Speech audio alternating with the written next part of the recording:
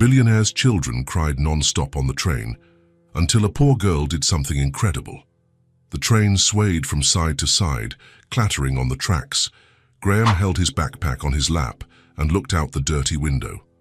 The trees rushed by, but he didn't really see them. He just thought about how he should have been rested after these 3 days away, but he wasn't. It seemed like the exhaustion had come along in his luggage, and it had brought company. Toby was on his left, June on his right. They both started crying at the same time, as if they had planned it before getting on the train. Toby pulled hard on his father's shirt sleeve. "Daddy, I want to get out of here." June kicked her little legs and made that face of someone about to cry even harder. Her light-colored eyes were red from so much crying. "I want to too, Daddy. This train is ugly and noisy." Graham sighed deeply. He had already tried everything in the last 20 minutes.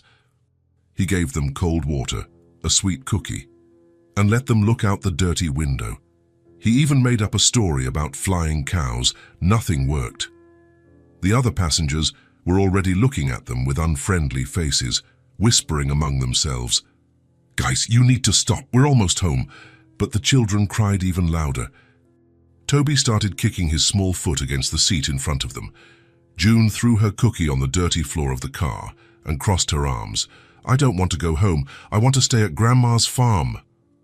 A man in a grey suit turned around and scowled, as if the children were at fault for existing. A woman with grey hair shook her head in disapproval. A teenager took off her headphones and rolled her eyes. Graham wanted to hide under the padded seat. The children's crying got so loud that even the conductor walked down the aisle, looking concerned. That's when she appeared. A blonde girl with light blue eyes walked slowly down the narrow aisle. She was small, about Toby's age, and carried a brown cloth bag that looked too heavy for her. Her clothes were clean but a bit wrinkled, as if she had been sleeping sitting up for several nights. Her shoes were worn but well cared for. She stopped in front of them, balancing herself with the train's movement. Her blonde hair was tied back with a simple red ribbon that had seen better days. Her light eyes looked directly at Graham, then at Toby and June, without fear or shyness. There was something different about her, a calmness that didn't match her age. "Mister, can I sing to calm them down?" Her voice was soft and steady, different from what Graham expected from such a small child. There was no rush, no nervousness. It was as if she already knew she would get what she wanted. Graham blinked a few times, confused. He looked around as if someone was going to appear and explain what was happening. The girl stood there, waiting for an answer with all the patience in the world. Toby stopped crying for a second, curious about the novelty. June also quieted down, but continued to sniffle. Graham didn't believe this could work. He had already tried everything he knew, singing a strange child offering to help. It had to be a joke. But he looked at his crying children, then at the calm girl, and decided he had nothing to lose. "I doubt you can." The reply came out harsher than he intended, but he was too tired to be polite. The girl smiled for the first time. It wasn't a big or forced smile, but it was genuine, as if she had expected that answer and didn't mind one bit. "Oh, can I try?" Before Graham could answer, she was already moving. She sat in the empty seat in front of them, turning sideways to face Toby and June. The bag stayed on the floor at her feet. June stopped crying completely, impressed by the new girl. Toby wiped his nose on his sleeve and paid attention. The girl closed her eyes for a second, as if remembering something very important. She took a deep breath and adjusted the red ribbon in her hair, and then she sang, "Little bird, up in the sky so blue, take the sadness far away from you. For the one who's crying, stop your tears. The little bird has come to calm your fears." Her voice was clear and simple, unhurried. There was nothing special about the song. No instruments, no effects, just her voice, and soft and steady, filling the train car like a soft blanket. Toby stopped crying instantly. His mouth hung open, impressed. June leaned against her father's arm, mesmerized. White cloud floating in the air up high, like a soft, warm blanket in the sky. "Close your eyes and let the sleep come near." The little train will rock you, have no fear." The entire car went quiet as a church. The man in the suit stopped frowning and was now listening intently. The woman with grey hair had a softer expression on her face.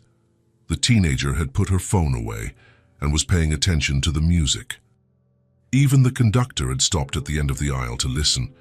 The sound of the train on the tracks continued, but now it seemed to be part of the music, as if it was the rhythm she needed. June leaned completely on her father's shoulder. Toby stopped swinging his legs and closed his eyes. "When you wake, you'll be at your stop, with Daddy and Mommy's hugs that never stop.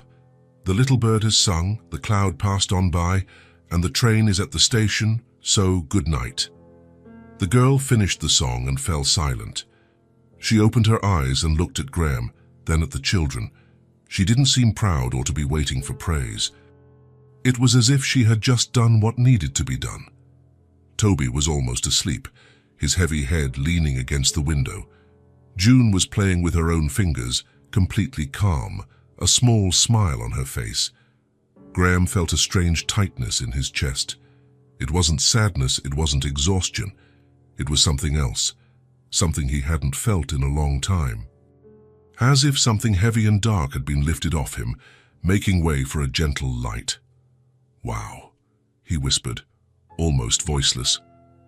The girl shrugged, as if calming crying children with music was the most normal thing in the world. "My mother taught me that song. She used to say a song can calm any angry or sad heart." Graham looked at her more closely now.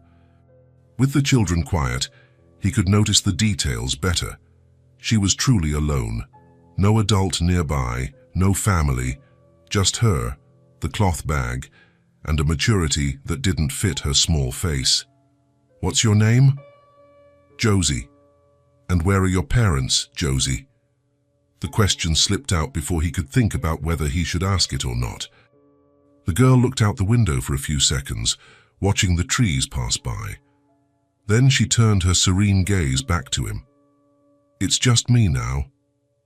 She said it without crying, without drama, without asking for pity, as if it were a simple fact of life, like saying the sky is blue. Graham didn't know what to say.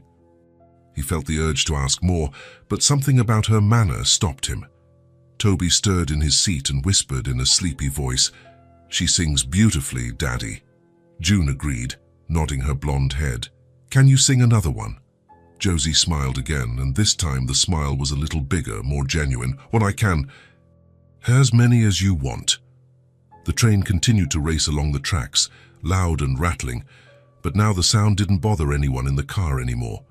Graham leaned back in the padded seat and, for the first time in weeks, felt that maybe things could be different. Lighter.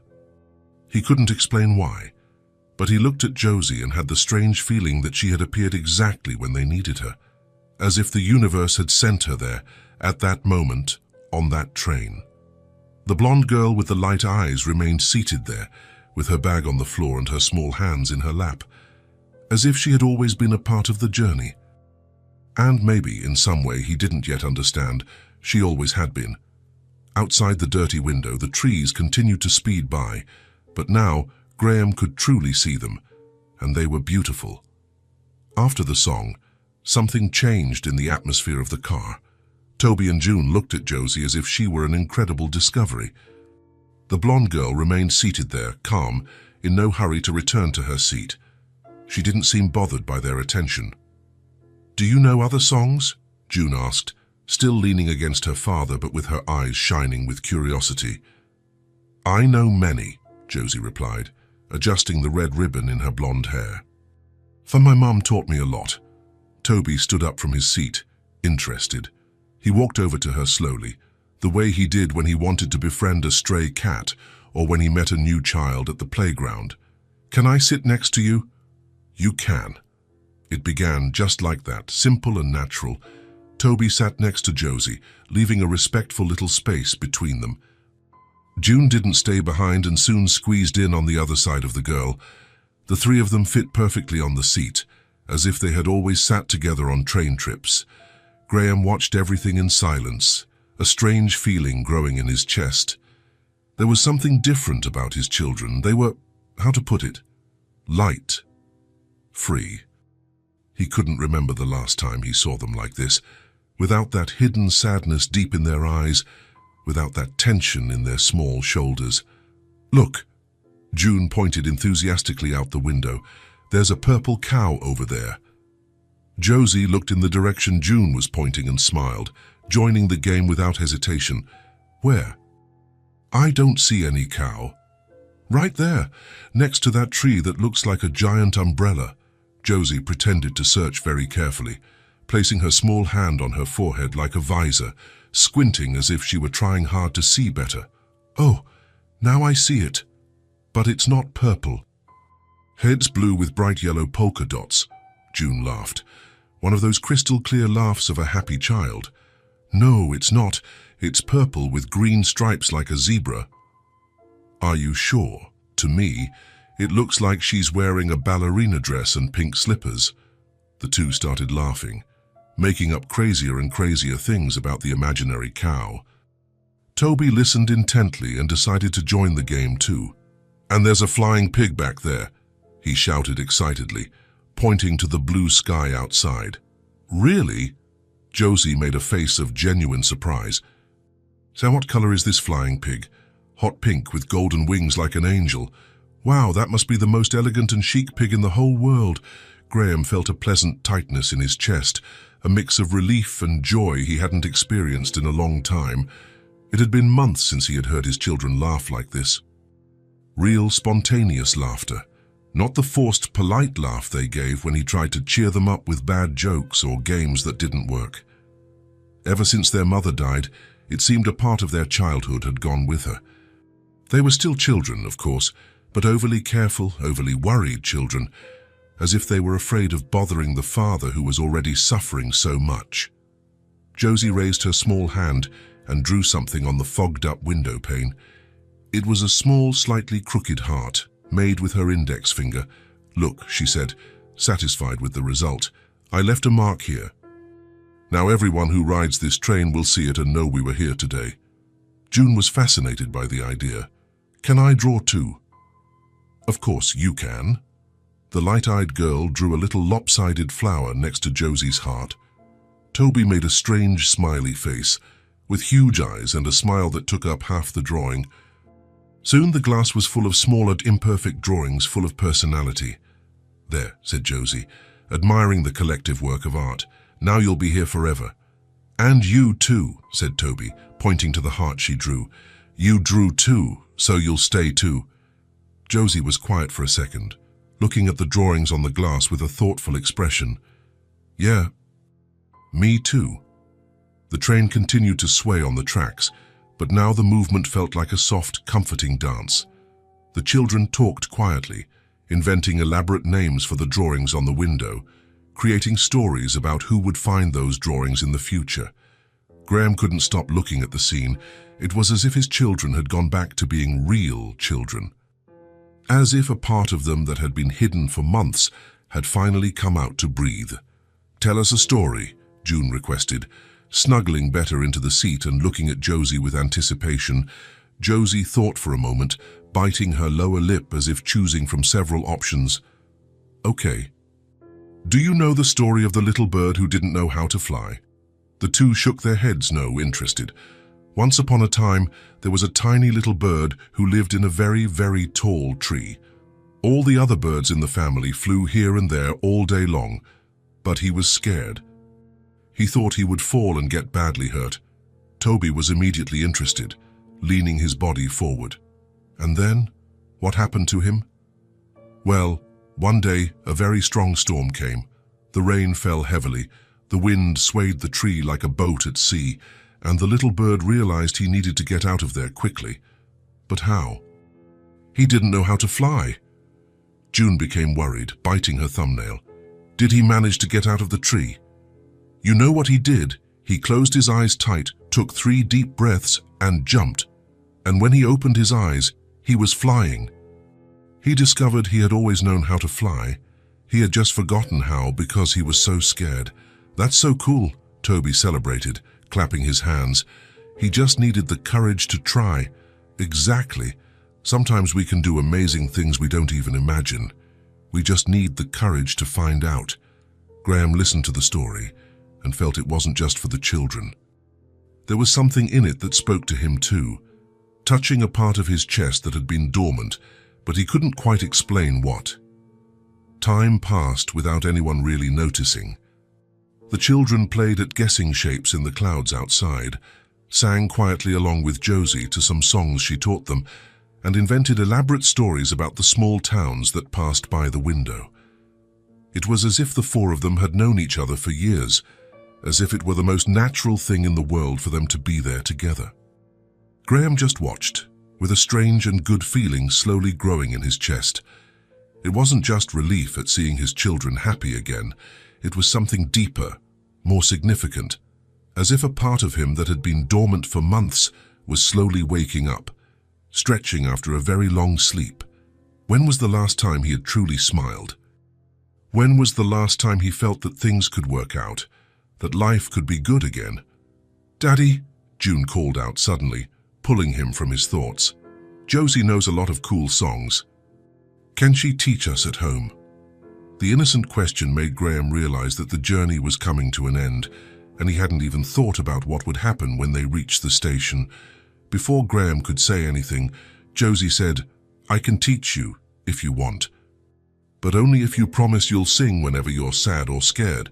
"We promise," the two said at the same time, excited. "Then it's a promise. A child's promise is sacred." The train gradually slowed down. Graham looked out the window and recognized the familiar landscape. They were getting close to the city station. His heart tightened a little. He didn't want this moment to end. He didn't want all this lightness to be lost. But something else was bothering him. A worry that had been growing since he started paying attention to the situation. The girl was alone. Completely alone. She would get off the train and... then what? Where would she go? Who would take care of her? Where would she sleep tonight? He waited a little longer, watching his children chat excitedly with Josie about plans for songs and games. She answered all their questions with infinite patience, made up funny answers when she didn't know something, and treated Toby and June as if they were the most important people in the world. Finally, Graham decided to ask what was on the tip of his tongue. "Josie," he called softly, taking advantage of a pause in the conversation. She looked at him with full attention, the way children do when they know a serious question is coming. "Are you really alone?" The question hung in the air for a few heavy seconds. Toby and June stopped talking and paid attention, sensing that something important was being said. Josie looked at her own small hands before answering, as if the words were written there. "It was just me and my mom. We used to sing on the streets downtown to earn money for food." Her voice remained calm and controlled, but Graham noticed a small, deep sadness hidden behind the words. "She got sick and..." Josie paused, taking a deep breath as if gathering courage. "And now it's just me. I'm trying to find a better place to live, a city where people like music more." June's eyes went wide, shocked. "You don't have a home?" "No, well, not a real house. Not like you have." Toby frowned, worried in a way a 5-year-old boy shouldn't have to be. "But where do you sleep? And where do you keep your things?" "In different places. Sometimes in shelters when there's a spot. Sometimes in other places. It's not so bad," she added quickly, seeing their concerned expressions. "You get used to it." Graham felt a sharp pang in his stomach. A 6-year-old child living like this, alone, sleeping in shelters, singing on the streets for food. It didn't seem real. It didn't seem fair. "And you don't have any relatives, uncles, grandparents, cousins?" "My mum always said it was just the two of us against the world, that we didn't need anyone else as long as we had each other." Josie gave a small, melancholic smile. "But now I don't have her anymore, so it's just me against the world." The silence that followed was heavy and uncomfortable. Graham didn't know what to say to a child in such a situation. Toby and June looked at Josie with a new sadness in their eyes, as if they had just discovered that the world could be cruel to children. That's when the train blew its whistle, loud and long, announcing its arrival at the station. "We're here," Graham said, but his voice came out strange, hoarse. People began to stand up throughout the car, grabbing their luggage from the compartments, getting ready to disembark and go on with their lives. The movement broke the intimate and protected atmosphere that had formed among the four of them. Josie stood up too, picking up the brown cloth bag that was all she had in the world. "It was really nice meeting you," she said, smiling sincerely at the children. "Thanks for letting me sing and play with you." Toby and June jumped up, desperate at the idea of saying goodbye. "You're leaving?" June asked, her voice trembling and her eyes already shining with tears. "You have to go to your home, and I have to find mine." "But we wanted you to stay," Toby said, grabbing her small hand with both of his. "I wanted to stay with you too, but—" The train came to a complete stop with a screech of brakes. The doors opened with a loud pneumatic sound. People started to get off, dragging suitcases, carrying children, moving on with their lives. Josie walked slowly towards the exit, clearly in no hurry, as if she also didn't want the moment to end. Graham picked up his backpack and helped his children up, but his mind was in a jumble, his heart heavy. He couldn't stop thinking about the girl walking around alone, sleeping in strange places, waking up not knowing where she would get her next meal. They got off the train together, in a slow-moving line. The platform was crowded, noisy, with people meeting, saying goodbye, running to catch connections. Josie stopped near the exit, looking around as if deciding which direction to take, which path to follow in life. That's when it happened. Toby and June let go of their father's hands and ran to Josie. They grabbed her legs, one on each side, and hugged her tightly, desperately, as if physically trying to stop her from leaving their lives. "Don't go," June whimpered, her voice muffled against the girl's pants. "Stay with us," Toby pleaded, tightening his hug. "Please." Josie stood still, surprised by the reaction, not knowing how to respond to the display of affection. She looked at Graham over the children's heads, as if asking for help or guidance on what to do. Graham took in the whole scene. His children clinging to the blonde girl, she unsure how to react but clearly moved, the cloth bag on the station floor. He thought of the empty, silent house waiting for them. He thought of the last few months of sadness and quiet. He thought of how his children had laughed today for the first time in so long. He thought of how he had felt alive again, just from seeing their joy, and he made a decision that would change everything. He knelt down slowly in front of Josie, getting to the level of her light blue eyes. Her eyes looked back at him, curious, hopeful, but also prepared for another disappointment. "If you want, come with us." The words left his mouth before his head had time to analyze all the implications, but as they came out, he knew they were the truest words he had spoken in a long time. Josie was silent for a moment that seemed to last an eternity. She looked at Graham, then at Toby and June still clinging to her, then at the bag on the floor as if weighing all the possibilities. "Really? Are you serious?" "Completely serious. But you don't even know me. I could be a terrible kid." Graham smiled, and it was the first genuine smile he had given in months. "We know enough. And you don't seem terrible at all." Toby and June let go of her legs and looked up with hope shining in their eyes. "Will you say yes?" June asked anxiously, clasping her hands as if praying. "Please say yes," Toby added. Josie looked at each of them one more time, slowly, as if memorizing their faces. Her eyes rested on Graham last. "Okay. I'll go." The answer was simple, direct, without drama, but it changed everything. Toby and June shouted with joy, jumping and hugging each other. Graham felt an enormous relief he hadn't expected, as if a decision he didn't even know he needed to make had finally been made. And Josie smiled in a way she hadn't smiled in a very long time. A smile of someone who had just gained a family. She picked up the bag from the floor and stood there, in the middle of the noisy platform, as if waiting for instructions on how to be part of a real family. "Then let's go home," Graham said, and for the first time in months, the word home sounded like something good, something full of possibilities. They walked together along the platform towards the exit, Toby and June on either side of Josie, chattering excitedly about everything they were going to show her. Graham followed just behind, carrying the backpack and watching the trio ahead. From a distance, they looked like a family that had always been together. And maybe, in some way he didn't yet fully understand, they always had been. The house was quiet when they arrived. It was one of those suburban houses with a front yard and a small porch. Nothing too special, but clean and welcoming. Josie stopped at the entrance, still holding her cloth bag, and looked around with respectful curiosity. "So is this where you live?" "It is," Graham replied, opening the blue-painted wooden door. "Welcome to our home." Toby and June ran ahead, excited to show their new friend everything. Their small feet made noise on the wooden floor.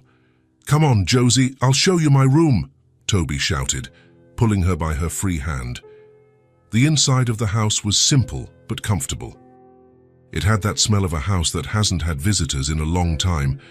Not bad, just a bit still, as if the air was waiting for something.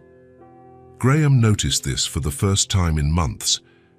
Josie walked slowly through the rooms, observing everything with the attention of someone who has never had a real house. She didn't touch anything, just looked. There was a natural politeness about her, a respect that impressed Graham. "This is Toby's room," June announced proudly, opening a door with car stickers on it. The room had a single bed with blue sheets, toys scattered on the floor, and drawings of cars on the walls. Toby showed his favorite toy cars to Josie, explaining which one was faster, which one made more noise. She listened with genuine interest, asking questions that showed she was really paying attention. "And this is mine." June opened another door enthusiastically. Her room was pink and full of dolls of all sizes. Stuffed animals took up half the bed. Josie smiled seeing the collection, gently touching the ear of a teddy bear. "They're so cute." "What's this one's name?" "This is Bingo, and that one over there is Sophia." June introduced each stuffed animal, and Josie listened patiently, as if each name were important. Graham watched from the hallway. The children acted as if it were normal to have a new friend at home, as if Josie had always been part of their daily routine. "Joyce, and where will I sleep?" Josie asked, without anxiety, just practical curiosity. Graham hadn't really thought about it. The house had 3 bedrooms, his, Toby's, and June's. There was also a small office he used for work. "You can stay in the office for now. Tomorrow we'll sort it out properly, buy you your own bed." Josie nodded, satisfied. "Okay. I don't take up much space anyway." They went to the office. It was a small room with a desk full of papers, a swivel chair, and a dusty bookshelf. Graham got some clean sheets from the hall closet and improvised a bed on the old small sofa that was against the wall. "It's not very comfortable, but for tonight." "It's great," Josie interrupted, running her hand over the sofa's fabric. "Much better than where I used to sleep." She said it without bitterness or self-pity, as if it were just a fact of life. Graham felt that familiar tightness in his chest, a 6-year-old child being grateful for an old sofa in a messy office. Tomorrow we'll buy you your own bed, and maybe paint the room a color you like. You don't have to bother, really." "It's not a bother, Josie. It's what you do when someone comes to live with you." Josie placed her cloth bag in a corner of the room and sat on the edge of the small sofa. Toby and June squeezed in next to her, eager to explore more. "Are you living here with us forever now?" June asked, with that childhood frankness. "I think so," Josie replied, looking at Graham as if asking for confirmation about her own future. "Yes," Graham said, and the word came out firmer than he expected. "For now, yes." The afternoon passed quickly. Graham made ham and cheese sandwiches for everyone, while the children played in the living room. He could hear their voices talking, laughing, inventing games. It was a sound the house hadn't heard in months. At dinner time, Josie insisted on helping set the table. She moved around the kitchen carefully, asking where everything was, as if she didn't want to be a bother. "So as you don't have to help," Graham said, watching her carry the plates one by one. "But I want to. I always helped my mom with these things." The mention of her mother brought a brief sadness to her eyes, but it passed quickly. They ate dinner together at the small kitchen table. It was frozen lasagna that Graham had heated in the microwave, nothing special. But Josie ate slowly, as if every bite was precious. Toby and June talked about school, their teachers, and everyday things. Josie listened to everything with interest, asking questions about their friends. "Are you going back to school tomorrow?" she asked. "We are," June replied. "There's always school on Monday. What about you? Aren't you going to school?" Josie was quiet for a moment, picking at her food. "I haven't gone in a long time. We moved around a lot, never stayed in one place long enough." Graham made a mental note. He needed to sort out Josie's school situation quickly. After dinner, it was bath time. Graham picked out clean clothes for Josie, an old t-shirt of his that served as a nightgown, and a pair of Toby's shorts that were big on her, but worked perfectly. "Thank you," she said, holding the clothes against her chest as if they were a treasure. "Tomorrow we'll go to the store and buy clothes in your size. For school and for playing, whatever you need. You don't have to spend money on me." "Josie," Graham knelt to be at her level, looking into her light eyes. "If you're going to live here, you need your own clothes. That's how families work." The word family hung in the air between them. Josie looked at him with surprise and something that looked like hope. "Tai family?" Graham realized what he had said and felt a bit awkward, but he didn't take it back. "Well, yeah, you know what I mean." Josie smiled. It was a small but genuine and meaningful smile. "I know, and I like it." When it was time for bed, Toby and June asked Josie to sing for them, like she did on the train. The three of them squeezed into Toby's bed. His room was bigger and had more space. "What song do you want?" Josie asked, fluffing the pillow. "The one about the little bird from the train," June requested. "Or make up a new one just for us," Toby suggested. Josie thought for a moment, looking at the ceiling as if the words were written there. "It's time now to close your eyes and let all of your dreams arise. Tomorrow is a brand new day, with many brand new games to play." Her voice was soft, almost a whisper that filled the small room. Graham stood at the door, listening unseen. "Sleep in peace, you little heart, for here you have a brand new start." The day was full of so much fun, and tomorrow will be a better one. Graham felt something strange and good happening in his chest. It was as if a part of him that had been closed off for months was slowly opening up. "Close your eyes, let slumber deep, dream of wonders while you sleep.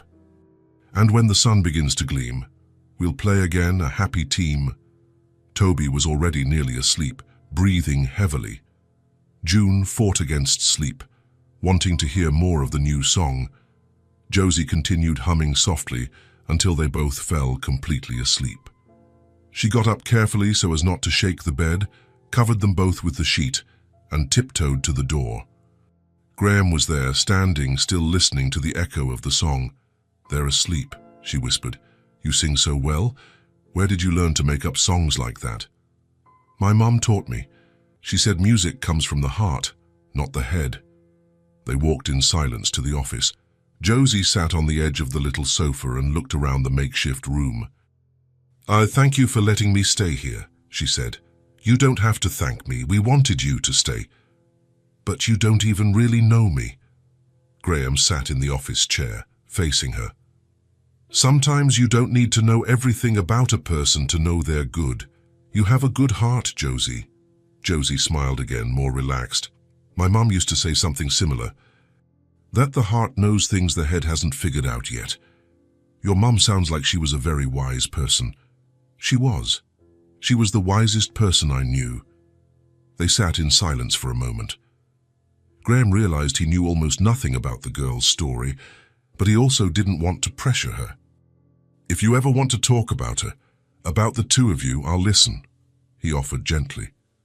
Maybe another day, Josie replied. Today has been full enough of new things. Graham understood perfectly. He stood up from the chair and went to the door. If you need anything during the night, my room is at the end of the hall. Anything at all. Okay. Thank you. Good night. Good night, Josie. Graham went to his own room but couldn't fall asleep right away. He lay in the dark, staring at the ceiling, thinking about the strange day he'd had.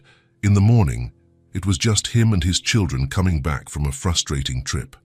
Now there was a new child living in his house. He should have been worried. He should have been thinking about all the complications this could bring. But he wasn't. He was relieved, as if something that had been missing had been filled. He heard a faint noise from the hallway and got up to see what it was. Josie was at the door of the children's room, humming softly. Toby had woken up and was a little restless. She sang until he calmed down and fell back asleep, then returned to the office without a sound. Graham went back to bed with a strange and good feeling. For the first time since his wife died, the house had sound again. Not the sound of the TV left on to break the silence, the sound of life, the sound of someone caring, a very good sound. The next morning, Graham woke up to cheerful voices in the kitchen. He went downstairs to find Josie helping Toby and June with breakfast. She didn't know where things were, but she had improvised. Good morning, Graham said, stretching. Good morning, Daddy, Toby and June replied at the same time, their mouths full of cereal. Good morning, Josie said, a little shy, as if she wasn't yet sure if she could act freely. You're up early today. Josie made us oatmeal, June celebrated, showing her bowl.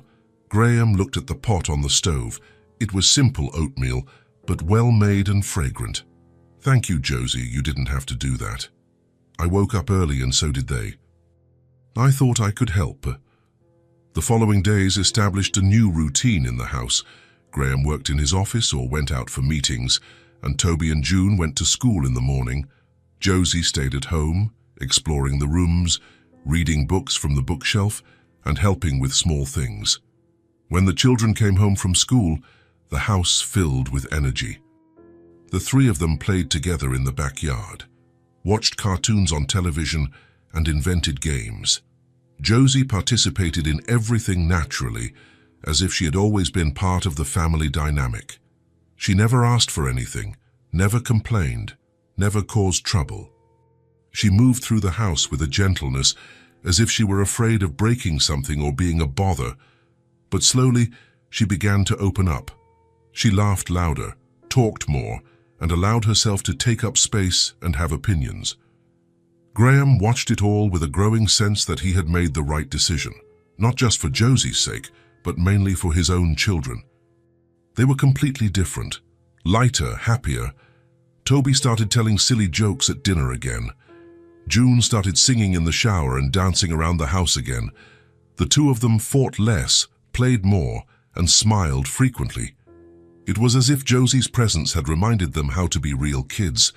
And Graham caught himself laughing for real for the first time in months. It wasn't a forced laugh. It was the laugh of someone who was genuinely happy. One afternoon, he was working on his computer when he heard the three children playing in the backyard. They had invented a game where they had to sing while jumping rope.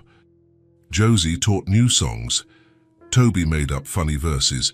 June sang harmonies.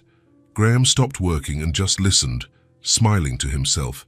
The house was alive again, full of sound, movement, positive energy, and he was feeling alive again too. That night, at bedtime, Josie sang for Toby and June as she always did.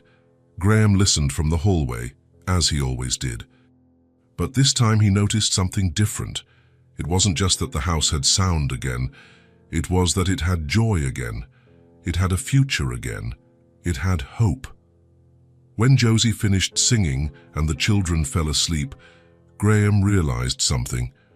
For the first time since his wife died, he didn't feel alone in the responsibility of raising his children.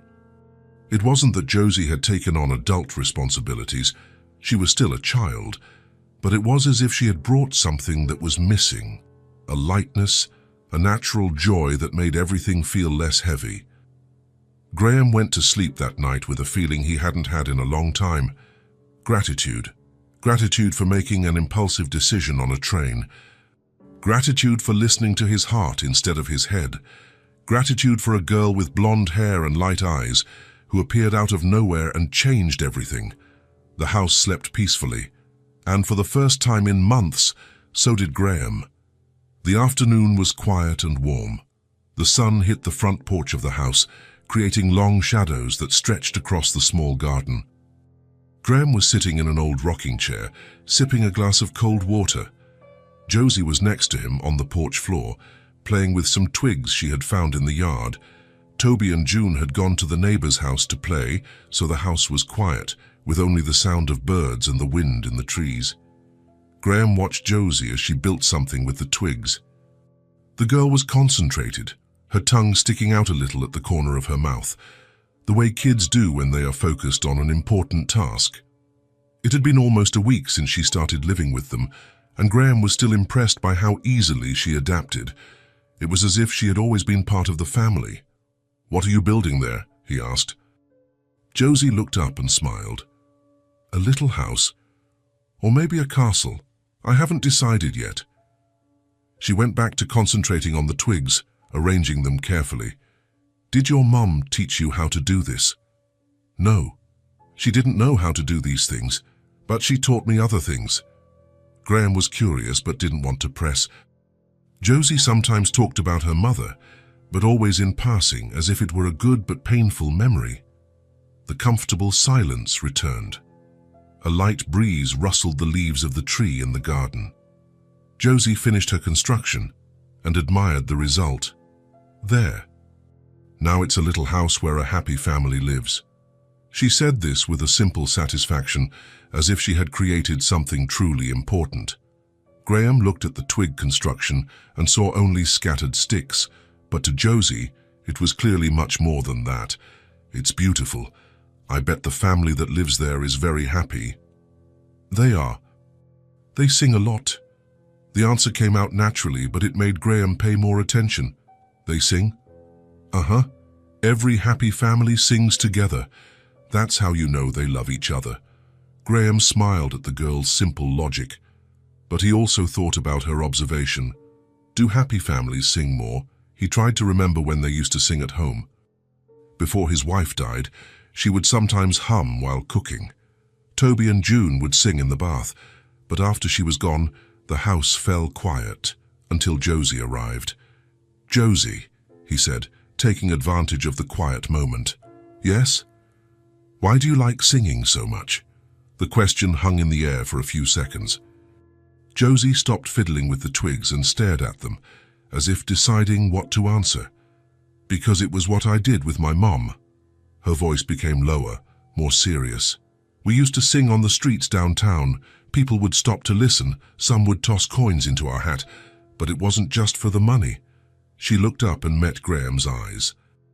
"Even when we had nothing, singing made it feel like everything was okay."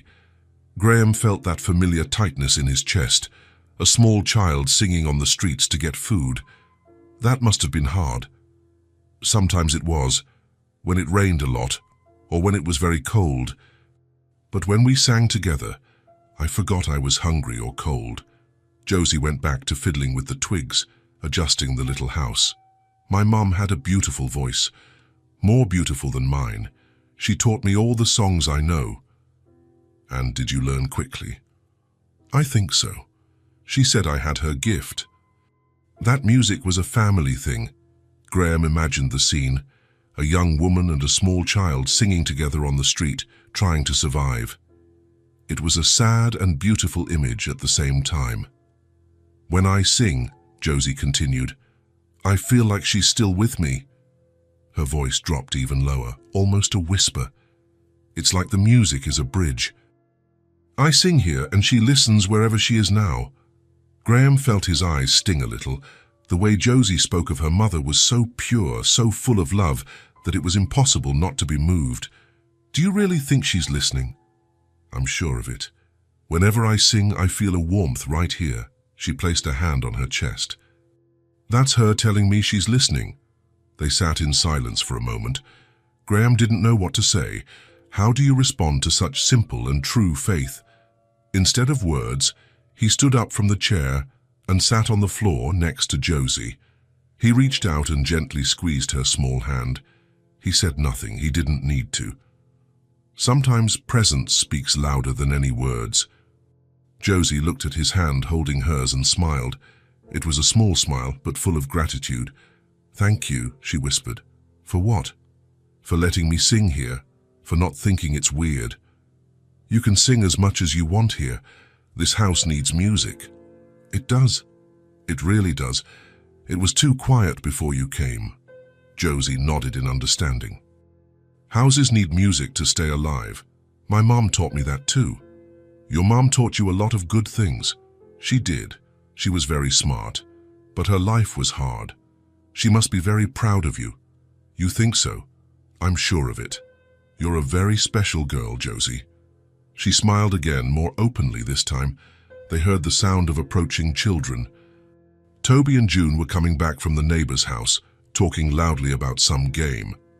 "They're coming," Josie said, standing up and brushing off her clothes. "Yep, better prepare for an invasion." Josie laughed and picked up the twigs from the floor, storing them in a corner of the porch. "Can I leave the little house here to keep playing with later?" "Of course.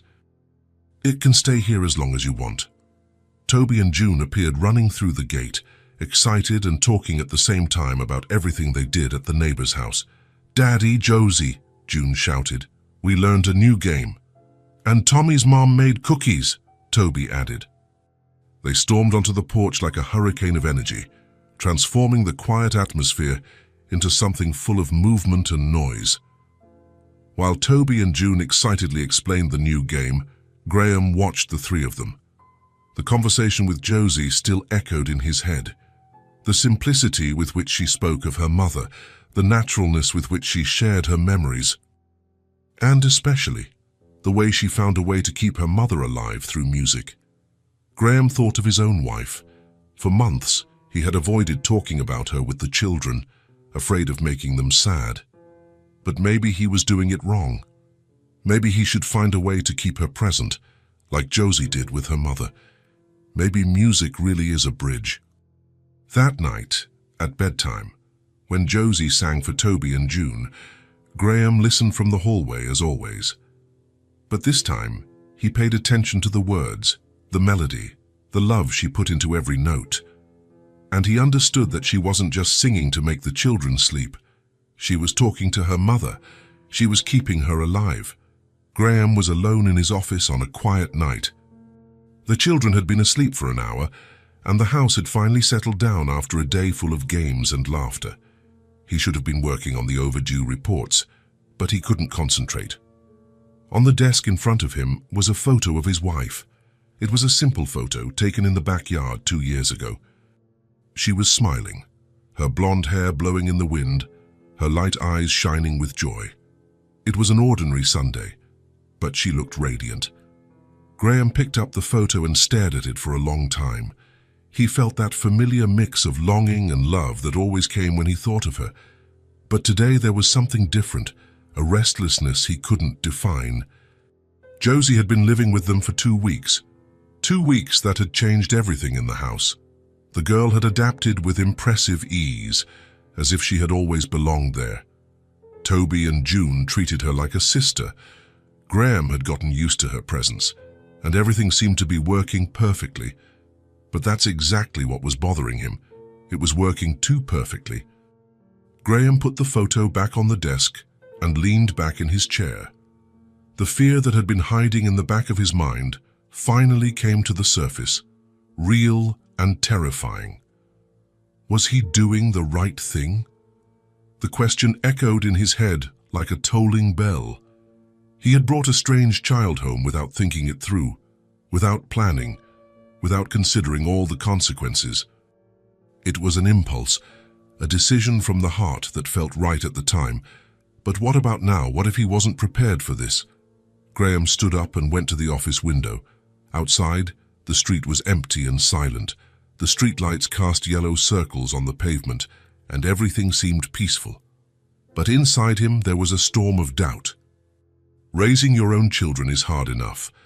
Raising a child who comes from a complicated situation, who has lost her mother, who has lived on the streets, that's something else entirely.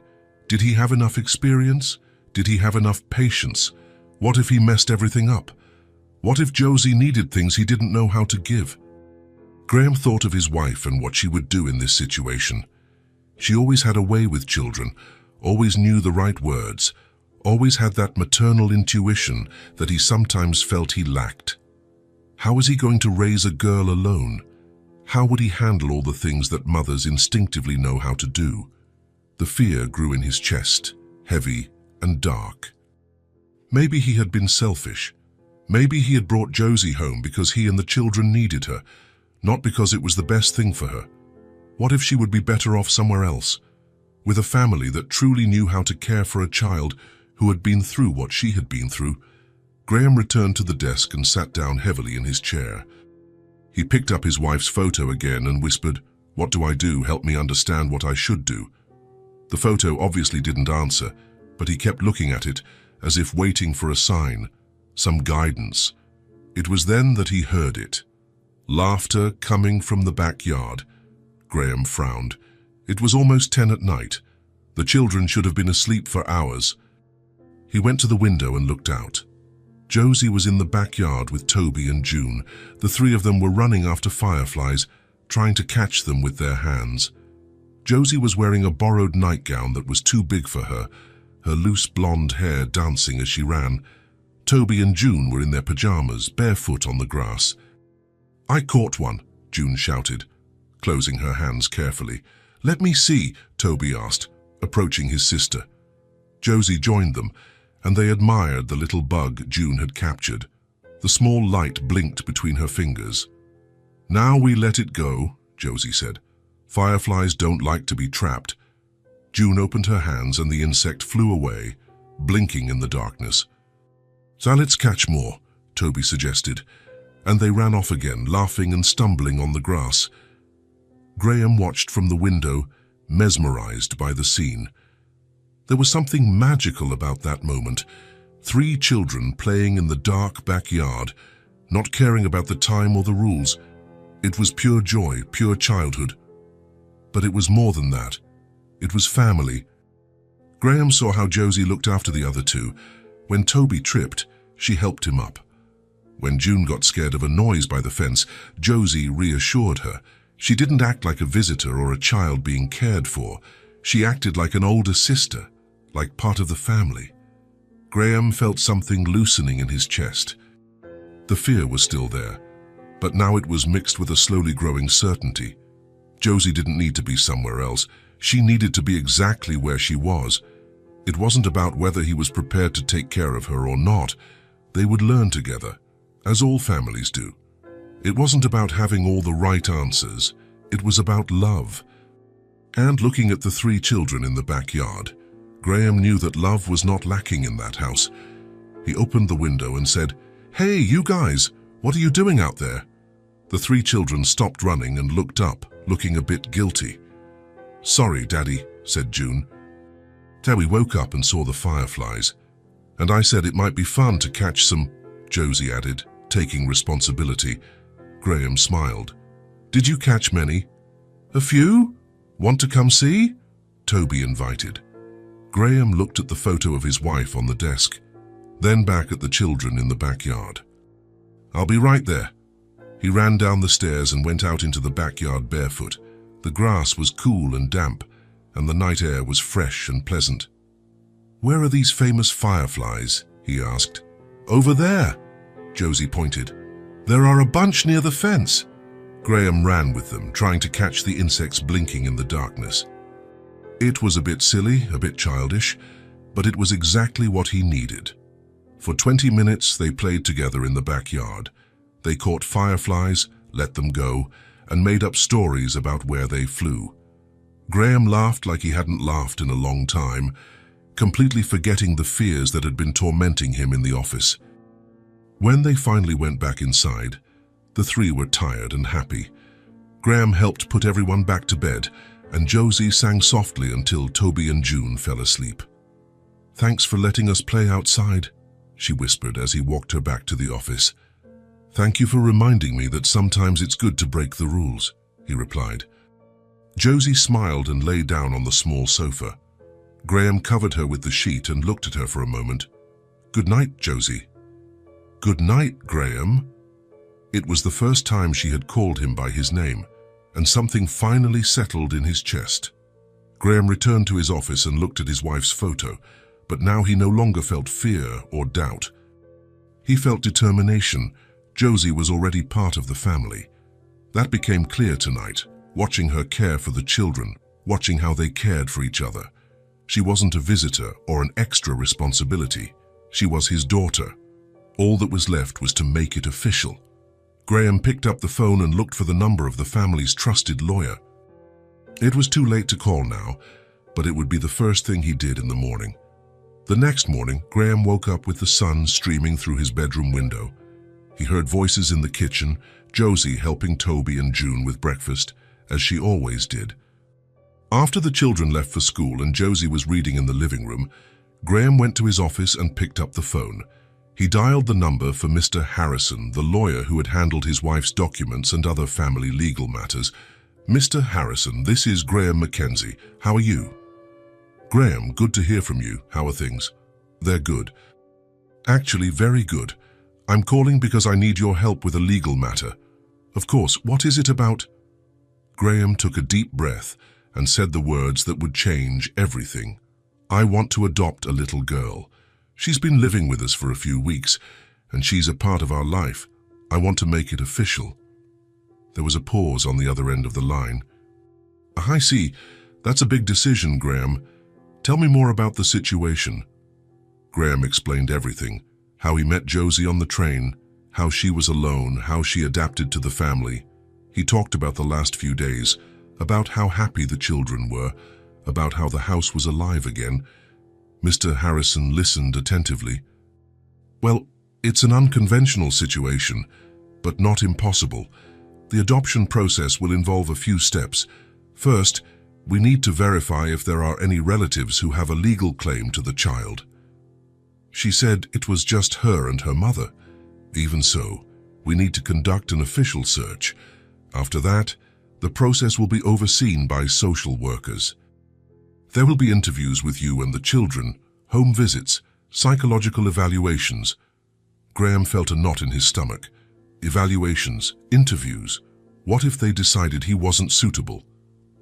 "Is it a strict process?" he asked. "It is.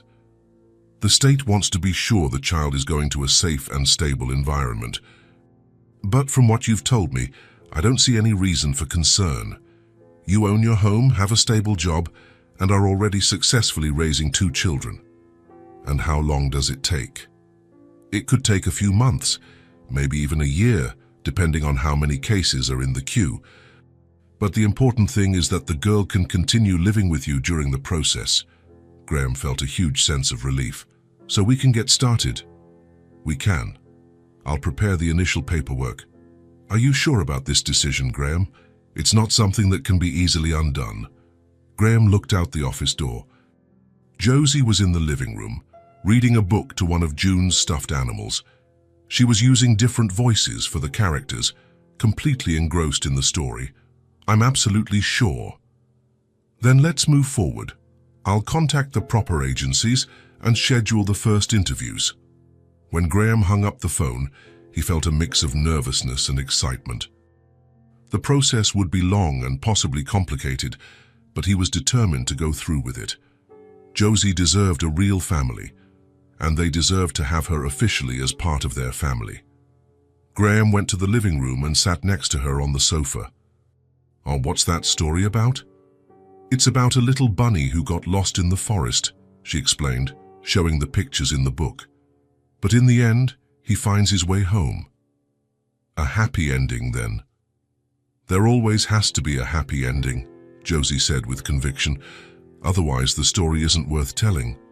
Graham smiled and affectionately ruffled her hair. "I completely agree." That night, after the children were asleep, Graham stood at the door of the office where Josie slept. She was quiet, breathing softly, with the sheet pulled up to her neck. He looked at the door to her room and smiled. She didn't know it yet, but she would soon she would know that she was no longer a child without a family. She would know that she was a daughter, and that she would never be alone again. The doorbell rang at 2 in the afternoon, exactly at the scheduled time. Graham took a deep breath and went to open the door, trying to appear calm. Outside stood a middle-aged woman with grey hair tied in a bun and a black folder in her hand. "Mr. Mackenzie, I'm Dr. Sarah Thompson, a social worker from the Department of Child and Family Services. Of course, please come in. We were expecting you." Dr. Thompson entered the house with measured steps, discreetly looking around. She wore a navy blue suit and flat shoes, had small glasses, and a professional but not cold expression. "Thank you for having me. As we discussed on the phone, this is the first official visit of the adoption process." Graham closed the door and turned to her. "Yes, of course. The children are in the living room." They walked to the living room, where Toby, June, and Josie were sitting on the couch, clearly nervous. Toby was swinging his legs, June was biting her lower lip, and Josie was huddled between them, her light eyes wide. "Hello, children," Dr. Thompson said with a gentle smile. "I'm Sarah. I came here today to talk with you."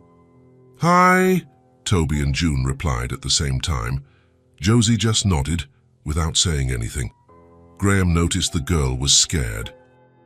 Her body was tense, as if ready to run. It was the first time he had seen her like this since she arrived. "May I sit?" the social worker asked, pointing to the armchair. "Of course," Graham said. "Would you like some coffee? Water?" "Water would be great, thank you." Graham went to the kitchen to get the water but kept an ear on the conversation in the living room. "So you must be curious about why I'm here today," Dr. Thompson said. "Is it because of Josie?" June asked, straight to the point. "It is. Your father wants to adopt Josie, so I need to understand how you feel about that." Graham returned with the glass of water and sat in a nearby chair, trying not to interfere. "We want her to stay," Toby said with conviction. "She's our sister now. Is that so? And you, June? What do you think?" "I want her to too. Josie teaches us cool songs and plays with us. Before she came, the house was too quiet." Dr. Thompson jotted something down in her notepad. "And you, Josie, how do you feel living here?" Josie looked at Graham before answering, as if asking for permission. It's good," she said softly. "Just good. Can you tell me more?" Josie was quiet for a moment, clearly uncomfortable with the questions. "They're nice to me. They give me food and a place to sleep." The answer sounded more formal than she usually spoke, as if she were being cautious. "And do you feel safe here?" "I do, Doctor." Thompson continued asking questions for another 20 minutes. She wanted to know about the house routine, how the children got along, about the rules and discipline. Toby and June answered naturally, but Josie remained tense. "Now I'd like to speak with each of you separately. Is that okay?" Graham's stomach tightened. Separately meant he couldn't help if Josie got nervous. "Of course. Who would you like to start with?" "How about Toby?" Toby got up excitedly, as if it were an adventure.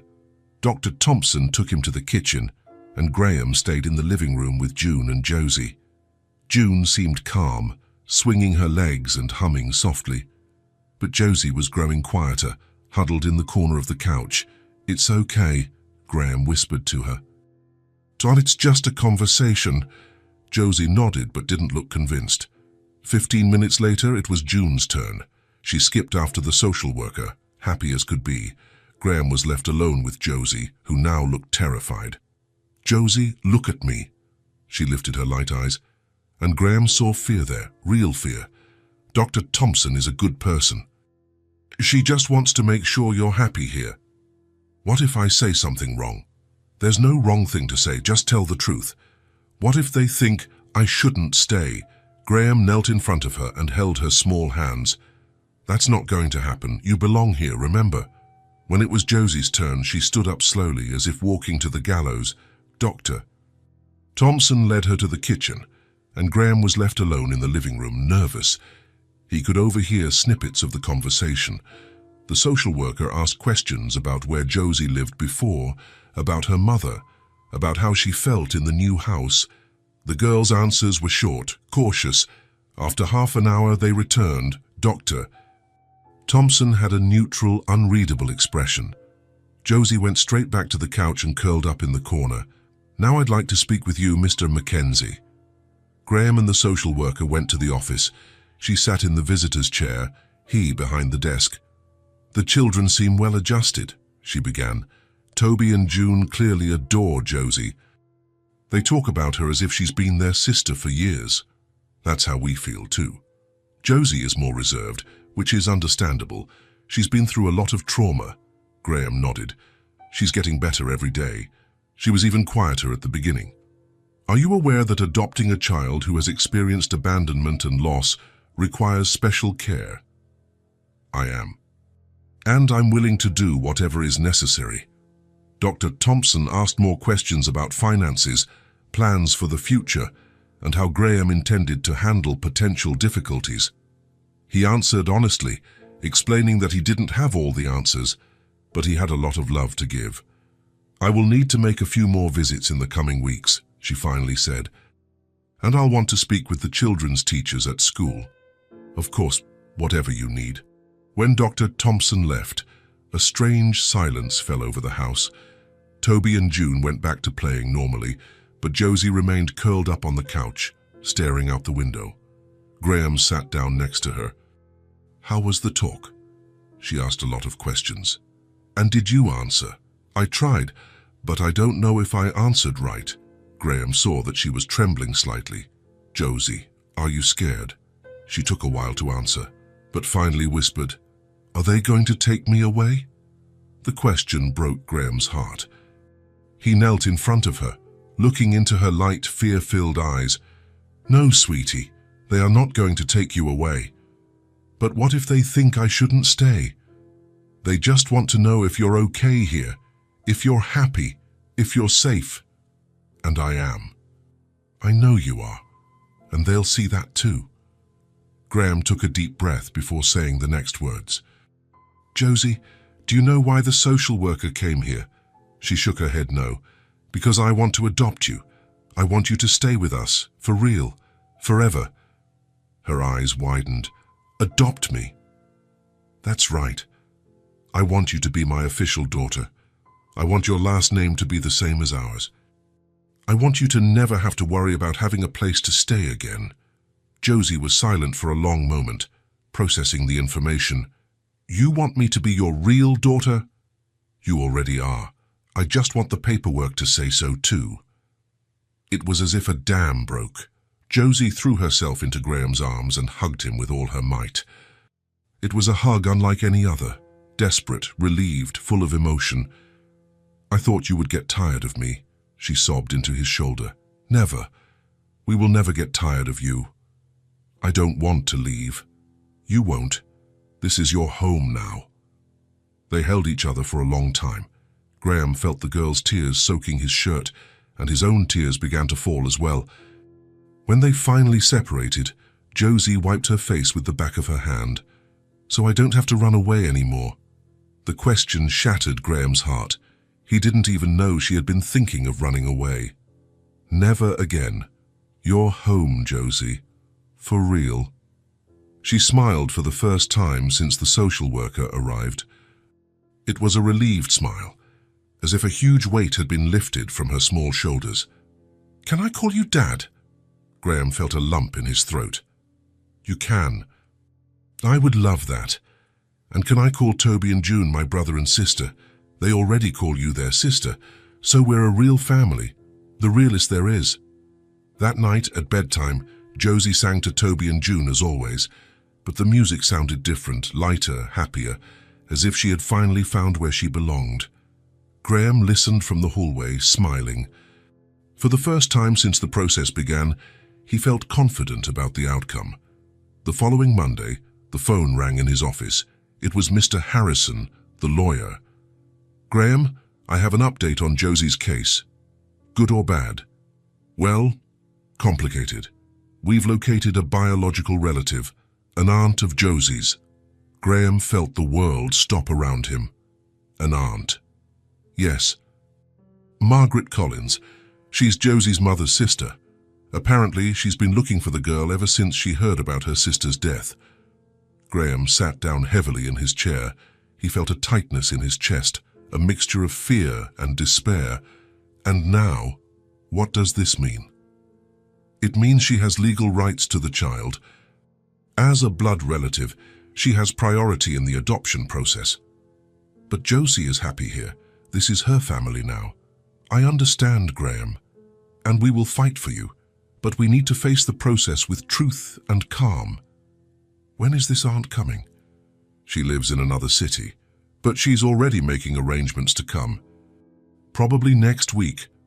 When Graham hung up, he sat in his office for a long time, staring out the window. From the backyard came the sound of Josie playing with Toby and June, laughing as if she didn't have a care in the world.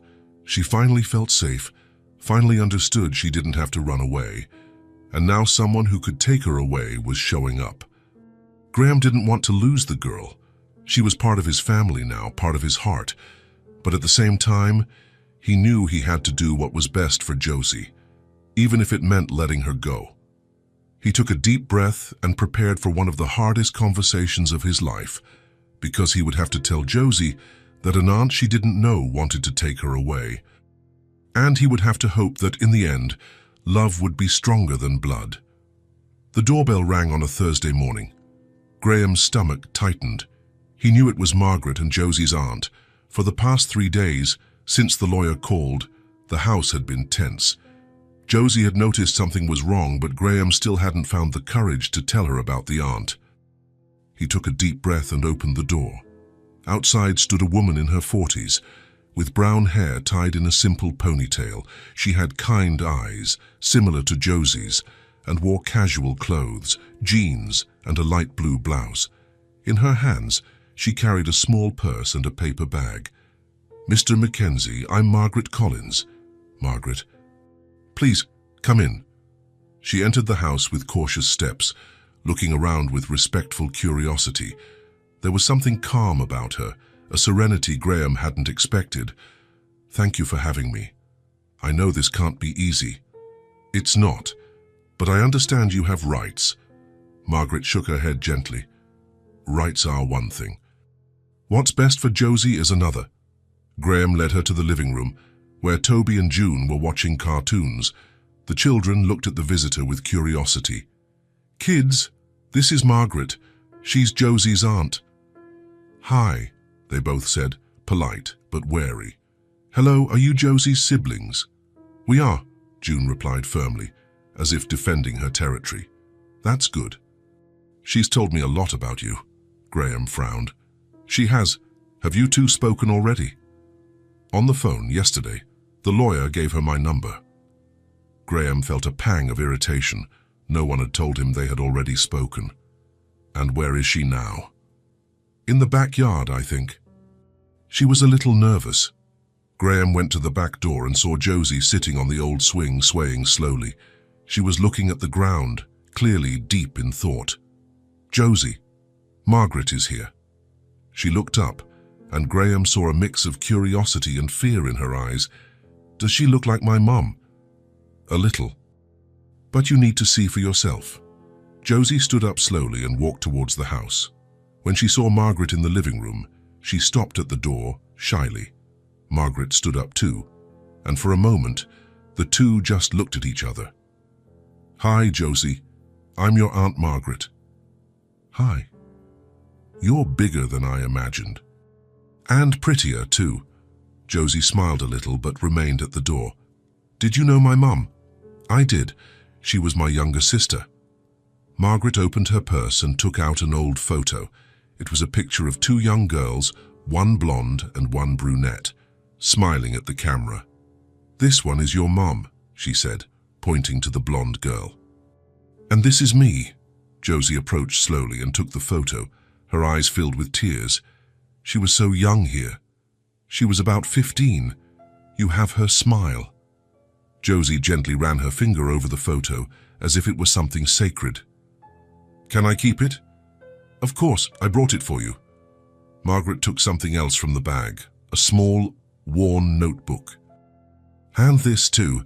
These are the songs your mom wrote when she was a teenager." Josie opened the notebook with reverence. The pages were filled with handwritten lyrics in delicate handwriting. She wrote songs. Many. She always had a talent for it. "You told me on the phone that you like to sing too." "I do, she taught me." Margaret smiled. "So the talent was passed on to you." Graham watched the scene, feeling a tightness in his chest. There was an obvious connection between them, a blood tie he couldn't compete with. "Margaret," he said, "would you like to have lunch with us? That way you can get to know Josie better." "I'd love to." Lunch was simple but tasty. Margaret told stories about her sister, about their childhood, about their family. Josie listened with fascination, asking questions about her mother that she had never had the chance to ask before. "Did she like chocolate ice cream?" she asked. "She loved it. She could eat a whole tub by herself." "Me too, and did she know how to swim?" "She did. She taught me when I was little." Graham saw how Josie lit up with each new piece of information about her mother. It was as if she were putting together a puzzle that had always been missing pieces. After lunch, the children went to play in the backyard. Margaret asked Josie to sing something. "Can I sing the one my mum taught me?" "Please do." Josie sang the song about the bridge that leads to the ones we love. Her voice filled the backyard, sweet and melodious. Margaret listened with tears in her eyes. "She sounds just like her when she was a child," she whispered to Graham. Toby and June joined in the song, singing the parts they already knew. Margaret watched how they interacted, how they cared for one another, how Josie was integrated into the family dynamic. "How long has she been living here?" she asked. "Almost 2 months. And how did she get here?" Graham told the story of the train, of how they met Josie, of how she adapted to the family. Margaret listened intently. "She seems happy." "She is." "Very. And you? How do you feel with her here?"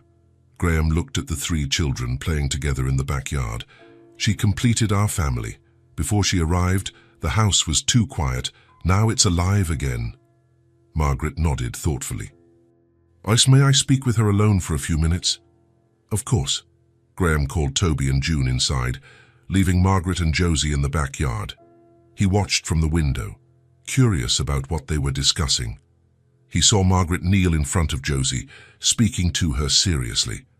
He saw Josie nod, sometimes smiling, sometimes looking worried. The conversation lasted about 20 minutes.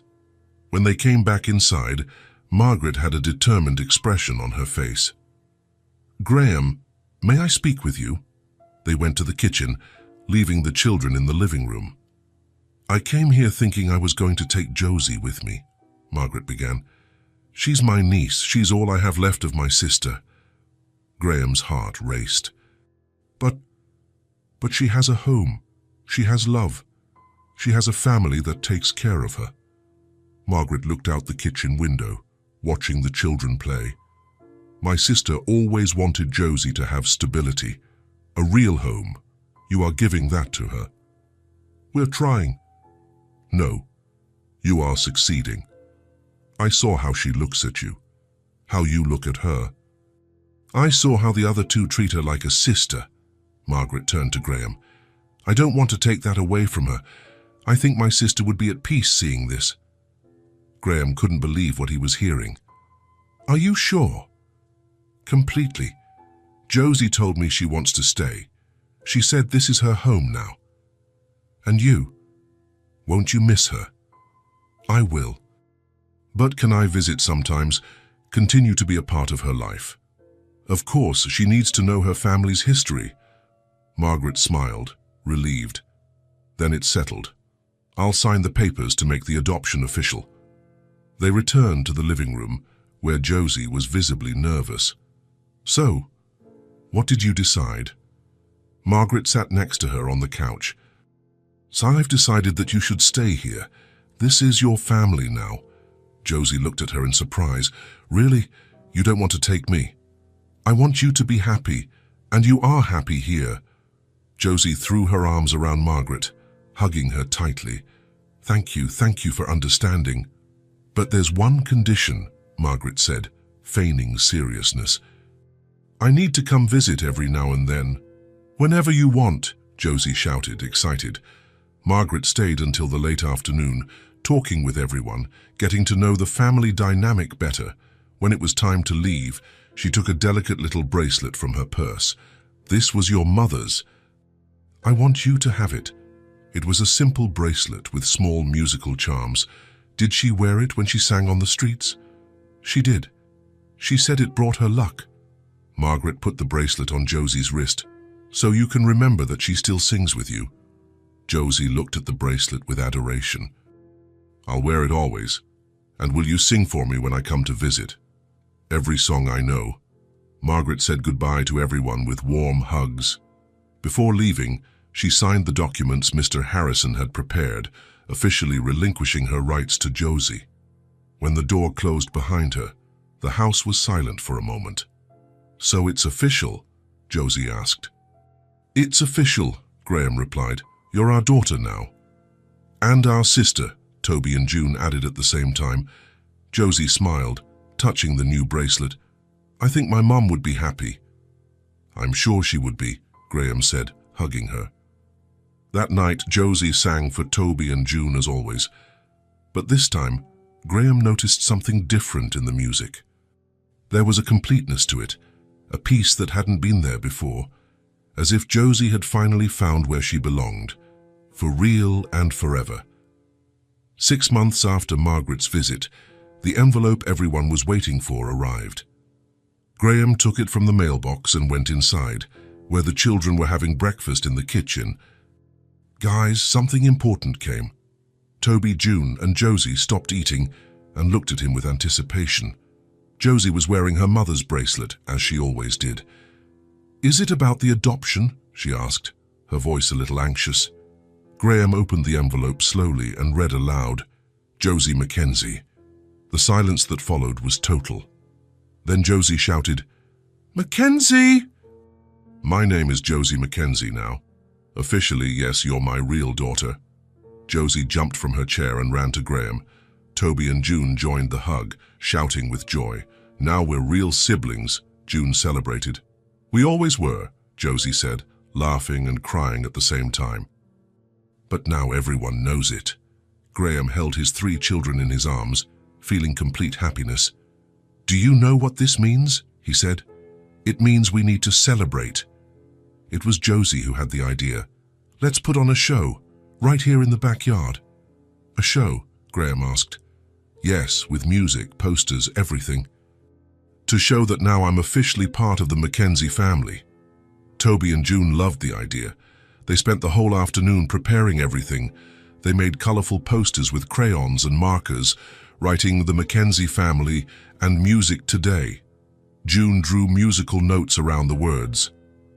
Toby made a banner from an old sheet and paint, where he wrote in crooked but loving letters, Music from our house today. Josie rehearsed the songs she would sing, including some from her mother's notebook that Margaret had brought. She also taught simple harmonies to Toby and June. Graham helped by hanging the banner between 2 trees and placing the posters along the fence. The backyard looked like a small festival. The show is about to begin, Josie announced. Graham sat in a chair as the official audience.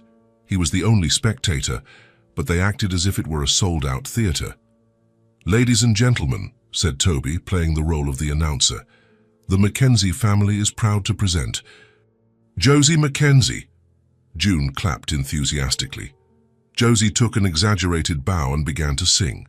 She sang the little bird song she learned from her mother. Then she sang the song about the bridge that leads to the ones we love.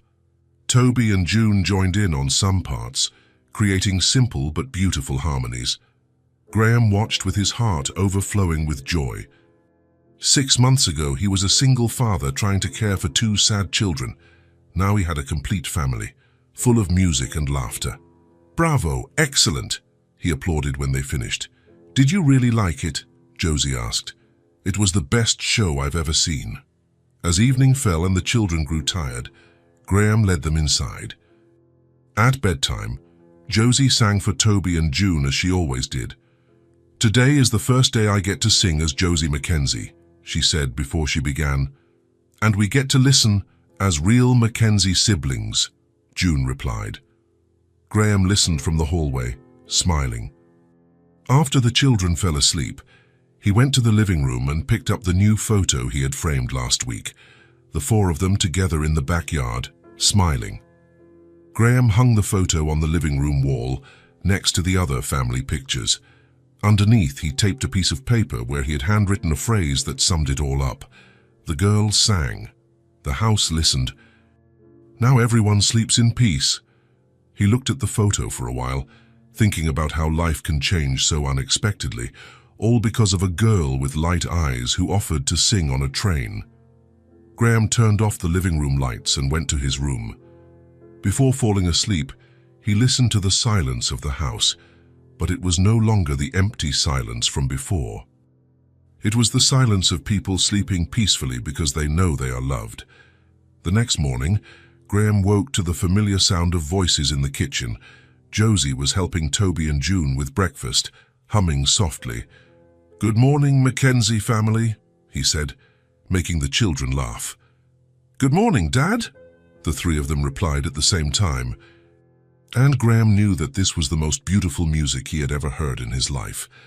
The music of a family that found each other and chose to stay together forever.